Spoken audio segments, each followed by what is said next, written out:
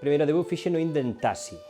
Era unha furgoneta e íbamos 11 rapaces naquela furgoneta de 7 plazas ao instituto. Aquilo era inviable. E, claro, meus pais traballaban solo no campo, non tiñamos un salario na casa e era inviable que eu seguira estudiando así.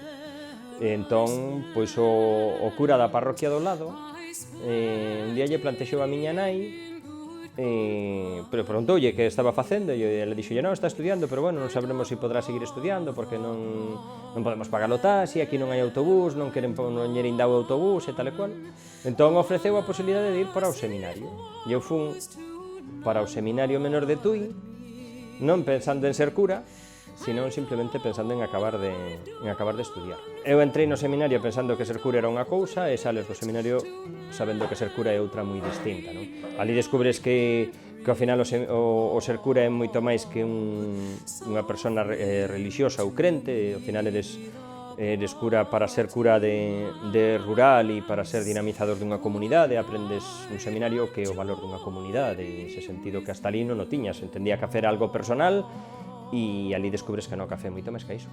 O plantexamento era non botar menos de 6 anos nunha parroquia e non máis de 10. E cando levaba 8 anos me plantexaron dende a diócese se quería cambiar de parroquias.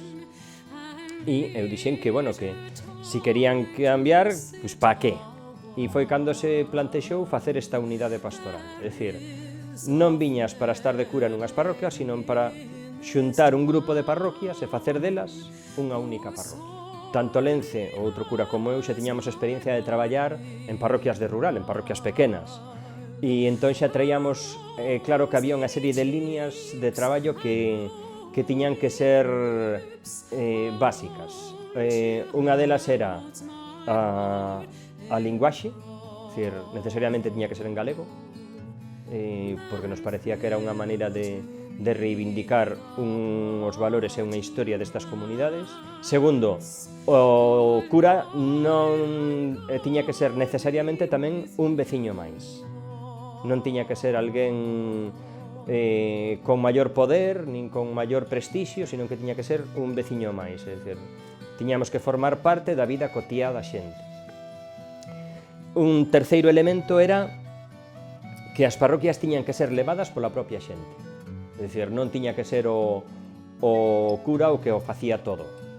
E un elemento máis que era que necesariamente en todas as parroquias unha vez ao mes iban ter celebracións sen cura. Tiña dificultades porque era novedoso, é dicir, aquí viñamos nestas parroquias había unha zona que pois tiña dado uns pasos, noutra estes pasos non existía absolutamente nada. Entón, era prioritario o explicarlo á xente, estar moito coa xente e un traballo cotidiano coa xente. Eu toco a guitarra, entón, se me miraban entrar pola iglesia coa guitarra, sonaba extraño. Eu son moi amigo de vestir ponchos, o poncho é unha roupa sudamericana, entón, eu era o cura da manta e a guitarra. Non foi difícil conseguir a cercanía e o trato coa xente. Tamén iso, porque ao final eu vinme e quedeime a vivir aquí. O primeiro que fixe foi cambiar o padrón e cambiar o médico. Cando vas conocendo e vas descubrindo pois a riqueza que temos e a riqueza que temos do patrimonio galego, patrimonio escondido que non se conoce, pois sí que vas implicándote cada vez máis na preocupación por ese patrimonio. E aquí tamén xurdiu esa preocupación, ese esforzo pois por cousas que eles non lle daban valor ata que as miraban de outras maneiras, non? Pois te enseñabas unha foto e dices, que bonito é isto. Bueno, pois isto está sacado aí abaixo. Como está sacado aí abaixo? Sí, iso está aí. Xogamos un pouco a facerlles ver a preocupación pola natureza, polo cuidado da natureza, e vas vendo co tempo como esas cousas tamén van creando conciencia, non? Nos agora estamos en 10 parroquias con 16 templos a noso cargo.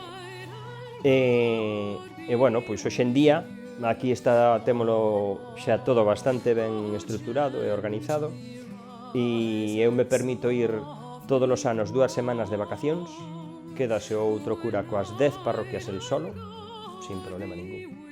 El márchase tamén uns días de vacacións e me quedo eu solo sin problema ningún. Vivimos en tempos nos que o individualismo de cada un fai que non expresemos os problemas con ninguén. Non é un problema de que non lle vayas a dicir ao cura, é que hoxe non se fala dos problemas. Pois non se fala entre parella, non se fala de pais a fillos, non se fala de fillos a pais. Hoxe en día falta ese diálogo que moitas veces facilitaba a solución de moitos problemas. Entón, ás veces nos curas si topas esa resposta, pero non é moi habitual porque xa non é habitual na xente. Sin comunidade, a fe non vai a ser crible e a vida se vai facer moi complicada.